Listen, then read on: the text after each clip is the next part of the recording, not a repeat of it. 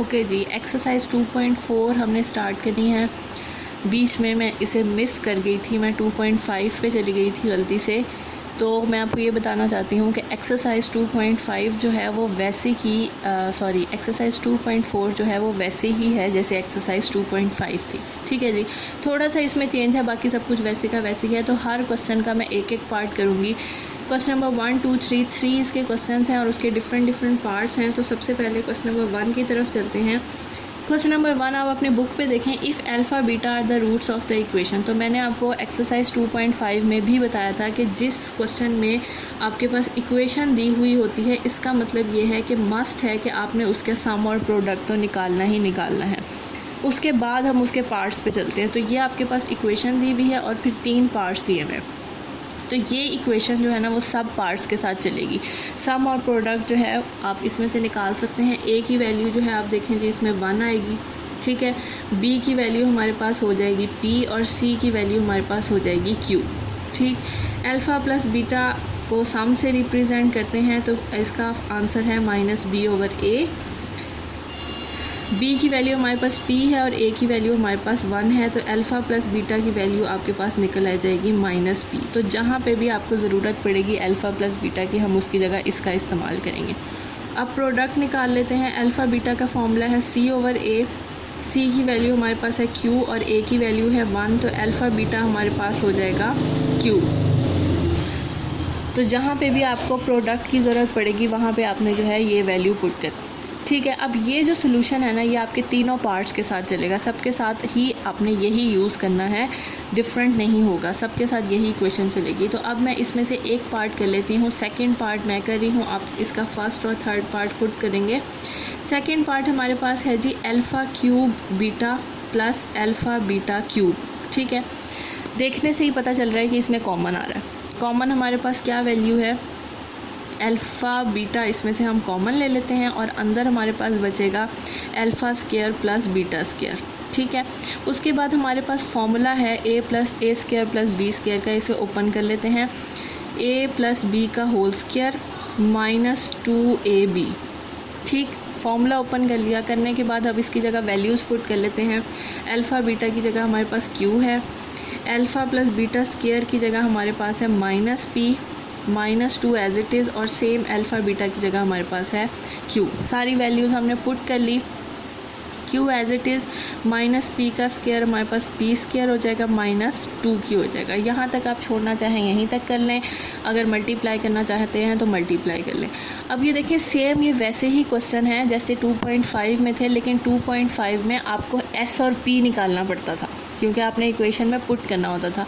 लेकिन इसमें आपने ऐसा कुछ नहीं करना, सिंपल आपने इक्वेशन के साथ सम और प्रोडक्ट लेना है और उस पार्ट को आपने सॉल्व करना है और उस पार्ट में आपको जहाँ ज़रूरत पड़ेगी आपने वो वैल्यूज़ पुट कर देनी है। ठीक है जी, क्वेश्चन नंबर 2 और क्वेश्चन नंबर 3 सेम ऐसे ही हैं। तो मैं इसका क्वेश्चन नंबर 2 का एक पार्ट करने लगी हूँ, फिर क्वेश्चन नंबर 3 आप खुद करेंगे। ठीक है जी, अब क्वेश्चन नंबर 2 के पास जो हमारी इक्वेशन है ना वो है 4x² -5x + 6 = 0।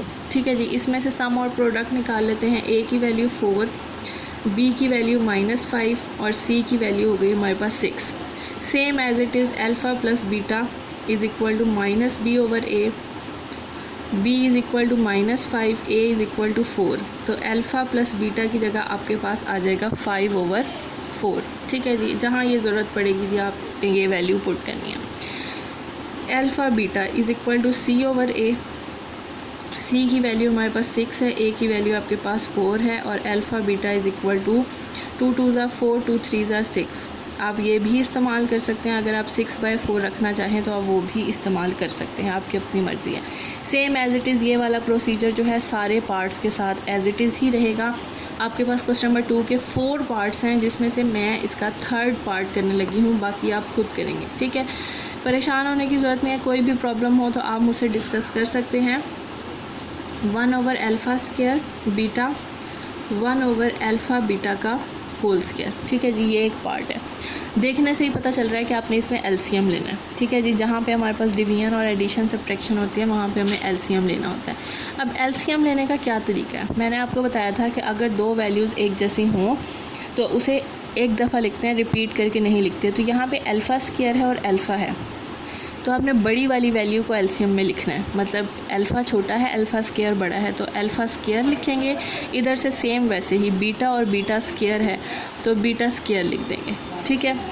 अब यहाँ से देखें, अल्फ़ा स्क्वायर कट गया, एक बीटा बाहर निकल गया, तो एक बीटा बच गया, वो ऊपर जाके मल्टीप्लाई हो जाएगा। Same as it is, alpha alpha से कट गया, बीटा स्क्वायर से कट गया, एक अल्फ़ा बचेगा, वो ऊपर जाके मल्टीप्लाई हो जाएगा। इसे सीधा करके लिख देते हैं और नीचे वाले को होल स्क्वायर बना देते हैं। दोनों के ऊपर स्क्वायर है ना, तो अगर होल स्क्वायर बनाएंगे तो कोई मसला तो नहीं है। अल्फ़ा प्लस बीटा की जगह हमारे पास है वैल्यू 5/4 और अल्फ़ा बीटा का होल स्क्वायर की जगह हमारे पास है 3/2 का होल स्क्वायर। ठीक है जी, इसे ओपन कर लेते हैं। 5/4, 3 3 ज़ार 9, 2 2 ज़ार 4। ठीक है, डिवीजन के नीचे जब डिवीजन हो तो आपको पता है उसे सॉल्व करने का तरीका 4/9। मल्टीप्लिकेशन आता है और दोनों वैल्यूज़ जो हैं वो उलट हो जाती हैं। 4 4 से कैंसिल हो जाएगा, 5/9 आपका आंसर आ जाएगा। ओके जी, सिंपल वैसे ही करने हैं। सम लेना है, प्रोडक्ट लेना है, उस इक्वेशन को आपने सॉल्व करना है। जहाँ पे सम की ज़रूरत हो वहाँ सम की वैल्यू पुट कर देनी है, जहाँ प्रोडक्ट की ज़रूरत हो वहाँ प्रोडक्ट की वैल्यू पुट कर देनी है।